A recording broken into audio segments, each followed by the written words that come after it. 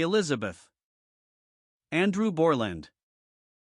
Andrew Borland of Scotland, editor of the Believers magazine, is well known to our reader family. This is the second article dealing with three noble women of the New Testament. The articles have been selected from Wholesome Words, a bi-monthly paper received from New Zealand.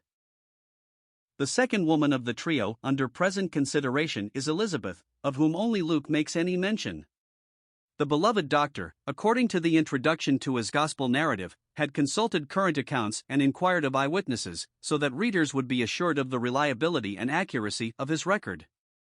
Much of the information he presents is complementary to that given by Mark and Matthew, and includes much that otherwise later generations would not have had. Elizabeth, as has been noted, was beyond middle age, for she was well stricken in years, married to a man who was a priest of the course of Abia, whose duty in the service of God took him from the hill country to serve in the temple in Jerusalem. Very little is written about Elizabeth, but Luke's characterization is masterly. What he writes about her is sufficient to make a deep impression on the mind of a careful reader. 1. Elizabeth was an elderly married woman with a deep disappointment in life. It was the expectation of every Jewish woman that she would be the mother of a man-child who might be in the messianic line, might even be the Messiah.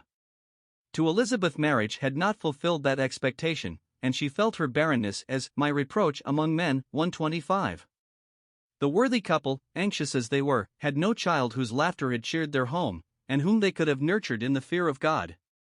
However, disappointment had mellowed her character. Evidently she had come to accept the situation, and was beyond the period of expectation. Her disappointment had not soured her disposition, as disappointment often does. The cure for such a reaction is submission to and confidence in the will of God. Perhaps the quiet life in the hill country, and the fact that her husband Zacharias was of the priestly order, may have contributed to the serenity of her attitude to life. 2. Elizabeth, during a considerable number of years, had shared with her husband the business of building a God-fearing home. Luke may have learned something of the character of that home from conversation with neighbors who had vivid recollections of the worthy couple. Elizabeth had gladly cooperated with her husband in creating an impression which never left the neighborhood. Home building was for both a serious business, husband and wife contributing to the success of the effort. Is it not true that many a partnership in home building has been wrecked by the vanity and ambition of a worldly-minded woman? The partnership, begun happily when aspirations were nobly fostered, can so easily assume a different aspect when material prosperity provokes a sense of self-gratulation and induces an attitude of independence. Spiritual assets come to be at a discount, and the simple dependence upon God disappears in the constant round of social engagements. Husband and wife disagree, but, although the disagreement does not voice itself, an appreciative tension builds up and destroys the deeper harmony which existed in earlier years. What was the nature of the home of the pious pair? Husband and wife were equally yoked together. Both belonged to priestly families. The husband is described as a certain priest named Zacharias, of the course of Abia, while his partner was one of the daughters of Aaron. 1:5. Naturally, they had common interests and looked forward to the time when the husband would be called upon to discharge his duties as an attendant in the temple. Whatever were the religious duties Zacharias might have had to perform in his village community, we are not informed, but it is easy to infer that Elizabeth concurred and assisted where and when it was necessary. Happy is that home where the woman makes it easy for her husband to serve his heavenly master. 3. An insight is given into that home in Judea. Simple, but revealing statements are made. God was honored by the obedience of each. They were both righteous before God. That, in all probability, was the estimate of those who knew them intimately.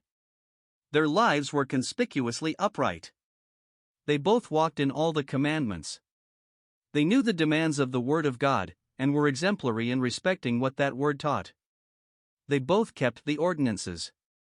In public as well as in private, they demonstrated their obedience, setting an example to the entire community. They both reached the same high level of moral attainment, they were blameless, that is, their lives were above reproach. Thus they had preserved the sanctity of their home through many years, and Elizabeth shares the honor with her husband. What an asset to any community is a home like that! And how highly respected should be every Christian woman who in any measure resembles the godly Elizabeth.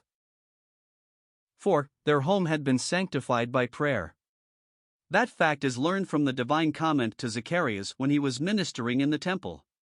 The prayer life contributed to the stability of that home.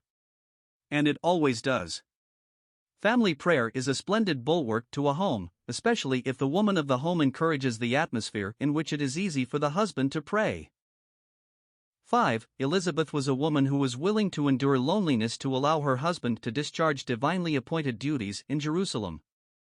How long he was absent is not disclosed, but during his absence Elizabeth had no immediate solace in the home. How she would long for the termination of the service, when she would welcome him back. And it is not easily forgotten that the wives of itinerant preachers have many a lonely wait while their husbands are away in their master's service. There's many a modern Elizabeth. What a responsibility elderly couples have to set a godly example before others. Wives have a considerable part to play in the preservation of such an example.